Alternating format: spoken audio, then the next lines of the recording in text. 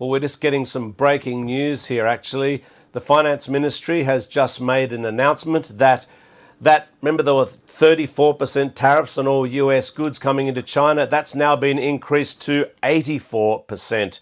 An 84% hit on all US goods coming into China. Obviously, that's a clear blow to every US company wanting to sell into this huge market. It, no doubt, is going to send more shockwaves through, I would imagine, the markets, especially in the US. But like I say, especially hurting any American company wanting to sell into this market.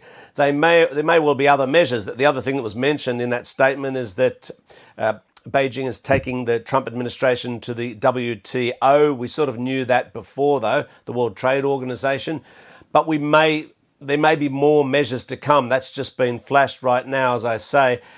So, it's on. There's no backing down from the Chinese government. They said there would be resolute countermeasures if Donald Trump made good on his promise to increase the US tariff on Chinese goods to a minimum of 104%. And so we're seeing that. We're seeing the beginnings of that. Now, what's Donald Trump going to do in the face of yet another increase from here? Where does it stop? I mean, the Chinese government, for example, has been saying over the last couple of days that from its point of view, the Trump administration has shown no inclination whatsoever to enter into negotiations. Today, via its sort of proxies, I suppose, state media reporters on their social media platforms, it's been kind of ridiculing the fact that other countries are going with the begging bowl to Washington and saying, oh, please, Donald Trump, can you take these tariffs off us? They're saying this is playing right into Donald Trump's hands, that actually he wants to pick off countries one by one. And the contrast that's being made here is that Beijing says it supports multilateral trade efforts whereby rules apply to everybody. And, there would be some sympathy for that, especially in Southeast Asian countries.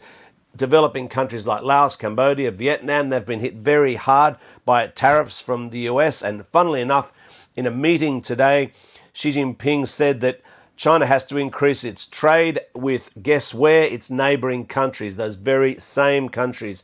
So you can see that they're trying to make something good out of the trade chaos that's coming, from this onslaught from the Trump administration. Yeah, I mean, that news literally coming into you as we asked you that question, Stephen. We're just going to keep you there for a second, but show you the DAX, the German index there, because you can see on the screen, as that news just came in, a steep drop there in the German markets. And we're hearing on the Reuters news agency that US stock indexed futures have turned sharply lower after China announced those additional tariff measures on US goods. So, of course, this is a fast-moving story.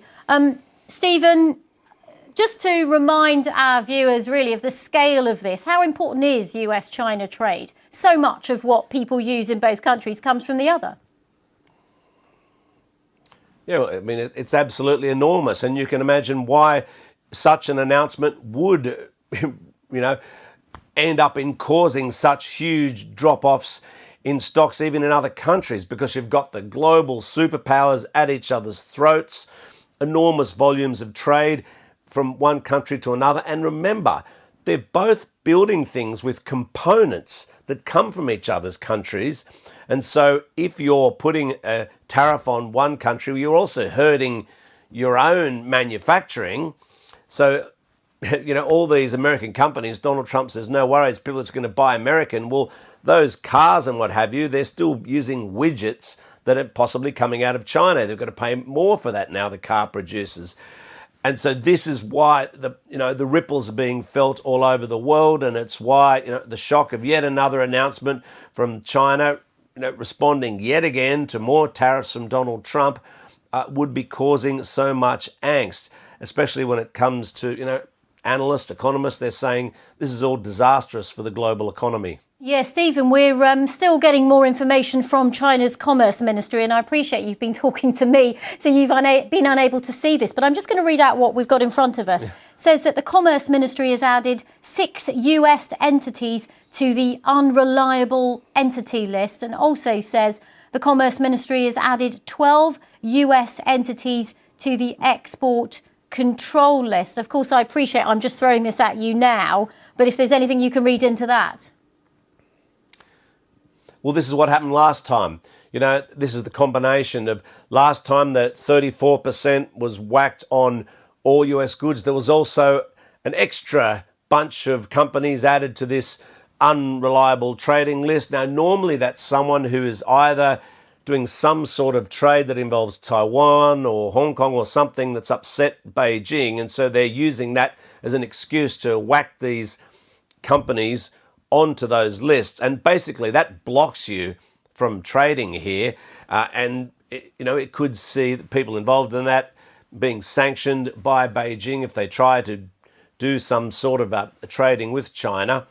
But what China has done, though, because it hasn't, there's more Chinese trade going into the US than the other way. So what's Beijing going to do? It can't exactly match the overall hit on tariffs, so it'll cherry pick things that it decides might really hurt the US, especially hurt into Donald Trump's heartland. That's why they struck last time at the agricultural sector, and it might happen again. We could see more moves that they've flagged in social media this week via state media reporters that could be something else the Chinese government might consider, yet more moves to block agricultural products. Now, so far, unless I'm not seeing that, but it doesn't seem to have come out so far as part of these latest moves announced tonight, but that could be something we see down the road. So China has more options. If Donald Trump ups the ante again, applies even more tariffs on top of the minimum 104% on all Chinese goods, well, they've still got other weapons they can use. And I should add, the difference with China and other countries is this is a big, resolute economy with a huge domestic market. And so the government here has been saying we can ride this out. Certainly, that's so much more true than other countries. I mentioned these Southeast Asian countries that are going to be very badly hit by these tariffs. It makes it so much harder for Washington to be bullying Beijing because of the power of this economy. And you can imagine other countries looking at Beijing, taking a stance against the Trump administration, and actually they'd be calculating they might be getting some sort of political support from certain areas, by virtue of the fact that they're standing up to the US on this, and that might even lead to greater trade with other countries, and which making up for the loss for Chinese companies that not selling in the same volumes into the US.